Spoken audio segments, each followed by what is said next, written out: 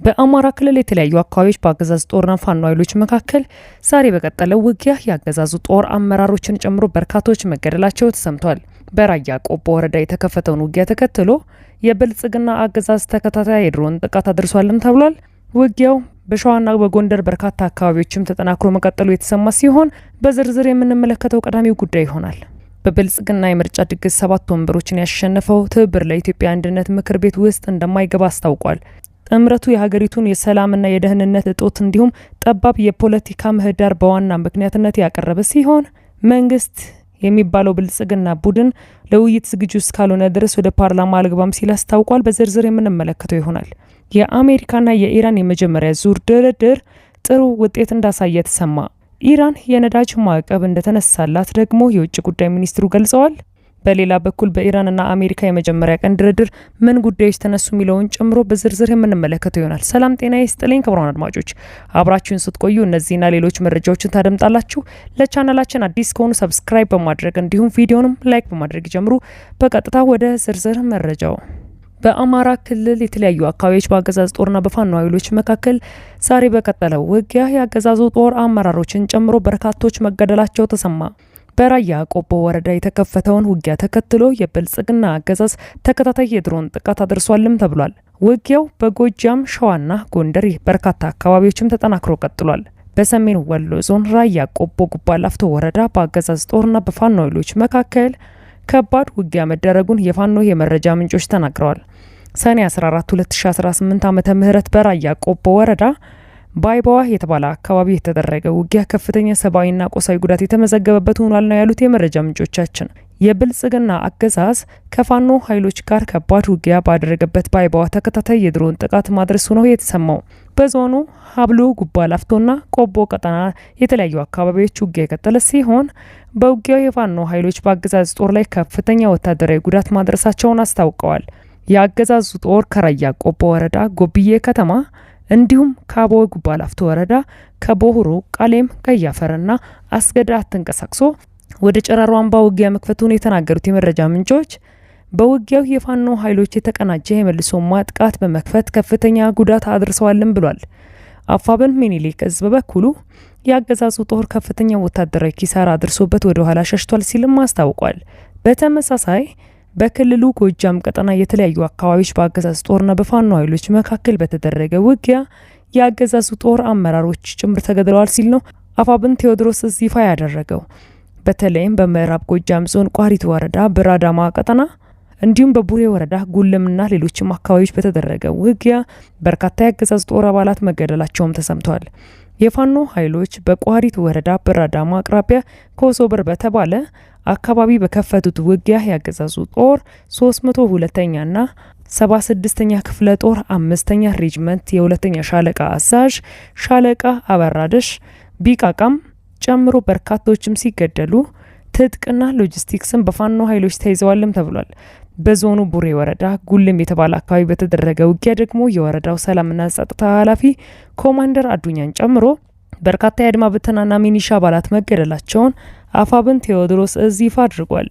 በተመሳሳይ በምስራቅ ጎጃም ዞን ደብረ ማርቆስ ቅርብ ርቀት በአገዛዝ ጦርና በፋኖ ኃይሎች መካከል በተደረገው ውጊያ ሰብአዊና ቁሳዊ ጉዳት ተመዝግቧል ሲሉ የፋኖ የመረጃ ምንጮች ተናግረዋል።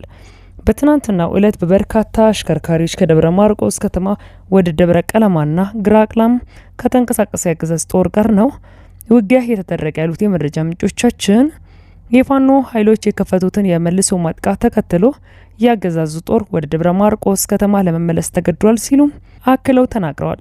በተመሳሳይ በሸዋ ቀጠና ባሶና ወረዳ እንዲሁም በሀገረ ማርያም ከሰም ሾራም በአገዛዝ ጦርና በፋኖ ኃይሎች መካከል ውጊያ መቀጠሉን የመረጃ ምንጮቻችን ተናግረዋል። የፋኖ ኃይሎች ደብረ ብርሃን ዙሪያ ባሶና ወረዳ ጨርቆስ የተባለ አካባቢም በከፈቱት ውጊያ ከ25 በላይ አገዛዝ ጦር አባላት የሞትና የአካል ጉዳት ደርሶባቸዋል ሲልም አፋብን ሸዋ ጠቅላይ ግዛት አሳምነው እዝ ይፋ አድርጓል። በቀጠናው ሀገረ ማርያም ወረዳ ሾላምባ አካባቢ በተደረገ ውጊያ በተመሳሳይ በርካቶች መገደላቸው ነው የተሰማው። በተመሳሳይ በዛሬው ዕለት ሰኔ 15 2018 ዓ.ም በክልሉ ማዕከላዊ ጎንደር ዞን አፍላ ውጊያ መከፈቱን የመረጃ ምንጮቻችን ተናግረዋል። ውጊያው የተከፈተው በዞኑ ምስራቅ ደንቢያ ወረዳ ሮቢት የተባለ አካባቢ መሆኑን የተናገሩት የመረጃ ምንጮች በፋኖ በኩል የተለያዩ ክፍለ ጦሮች የተቀናጁበት የውጊያ ይህ ዘገባ እስከተጠናቀረበት ጊዜ ድረስ ቀጥሏልም ብሏል። በተያያዘም በቀጠናው ደቡብ ጎንደር ዞን እስቴ ስማዳና ጋይንት የተለያዩ አካባቢዎችም የሚደረገው ውጊያ በሰላማዊ ሰዎች ላይ ጭምር ሰብአዊና ቁሳዊ ጉዳት እያደረሰ መቀጠሉን ነው የመረጃ ምንጮቻችን የተናገሩት። ይህ በእንዲህ እንዳለ በብልጽግና ምርጫ ድግስ 7 ወንበሮችን ያሸነፈው ትብብር ለኢትዮጵያ አንድነት ምክር ቤት ወደ ፓርላማ አልገባም አለ። ጥምረቱ እነዚህን አቋሞች እና ሌሎችን በማንሳት የብልጽግና አገዛዝ ሌላ የፖለቲካ ስልት እስካልተከተለ ድረስ ወደ ፓርላማ የተመረጡት አይገቡም ብሏል። 5 ፖለቲካ ፓርቲዎች ቅንጅት የሆነው ትብብር ለኢትዮጵያ አንድነት በ7ኛው የብልጽግና ጠቅላላ ምርጫ ያገኛቸውን ወንበሮች እንደማይረከብ ለቢቢሲ አስታውቋል። ቅንጅቱ ከዚህ ቀደም ያቀረባቸውን ቅድመ ሁኔታዎች የሚሟሉ ከሆነ ምክር ቤት የመግባት ጉዳይ ላይ ጽኑ ሊሆን እንደሚችል ገልጿል። ጥምረቱ በተደጋጋሚ ያወጣቸው ቅድመ ሁኔታዎች እንዳልተሟሉ በመግለጽ ከምርጫው ራሱን እንደሚያገል ሲያሳውቅ የቆየ ሲሆን ከምርጫ ከ2 ቀን በኋላ ደግሞ ቢያሸንፍም ምክር ቤት እንደማይገባም ገልጾ ነበር። ሰኔ 14 2018 ዓመተ ምህረት ብሔራዊ ምርጫ ቦርድ ይፋ ባደረገው አጠቃላይ የምርጫ ውጤት እንደሚያሳየው ትብብር ለኢትዮጵያ አንድነት 2 የህዝብ ተወካዮች ምክር ቤትና 5 የክልል ምክር ቤት መቀመጫን አሸንፏል። ጥምረቱ 1032 እጩዎችን በማቅረብ ከብልጽግናና ከኢዜማ ቀጥሎ ከፍተኛ ተመራጮች ለተለያዩ ምክር ቤቶች ያስመዘገበ 3ኛው ፓርቲም ነበር። አዲስ አበባ በአማራና ማዕከላዊ ኢትዮጵያ ክልሎች በአጠቃላይ 7 ወንበሮችን በአገዛዙ ምርጫ 2018 ያሸነፈው ቅንጅቱ ምርጫውን አውግዞ በአቋሙ እንደጸና የህዝብ ግንኙነት ኃላፊው አቶ ጌትነት ወርቁ ለቢቢሲ ተናግረዋል። ምርጫውን የጨረባ ሲል የገለጸው ትብብሩ እጅግ የተወሳሰበውን የሀገራችንን ችግር ከድጡ ወደ ማጡ ከመውሰድ በዘለለ ዲሞክራሲን ያዋለድም በማለት አጣጥሮታል።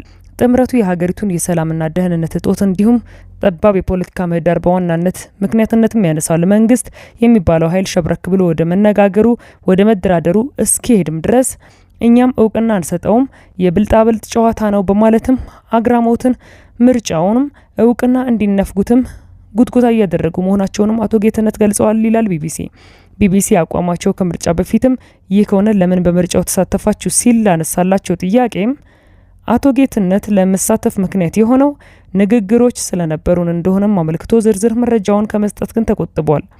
በቅድመ ሁኔታችን ላይ ምናልባትም ጆሮ የመስጠት ዘንበል ማለት ምልክቶች ሊኖሩ ይችላሉ የሚል እምነቶች ነበሩን በማለትም በግልጽ መናገር ባልፈለጉትና ወደፊት ይፋ እናደርጓለን ባሉት ምክንያት ወደ ምርጫው ለመግባት መወሰናቸውን ተናግረዋል። አቶ ጌትነት ምክር ቤት አንገባም የሚለው አቋማቸው በ7 ምርጫ ክልሎች ለመረጣቸው ህዝብ ድምጽ መንፈግ አይደለምም ብለዋል። በተመሳሳይ ትችት በተለይ 1997 ዓ.ም ምርጫ ከነበረው የቅንጅት አቋም ጋር ተገናኝቶ እንደገጠመው የጠቆመው ኃላፊው የሁኔታውን ልዩነት ሲያብራሩ የሰማይና የምድር ያህል ነውም ብለዋል። ክቡራን አድማጮች ለሳቱ ያጠናቀርኩላችሁ መረጃ ይህን ይመስል ነበር። ከጥቂት ሰዓታት በኋላ በሌሎች መደመጥ ካለባቸው መረጃዎች ጋር እስክንገናኝ መልካም ቆይታ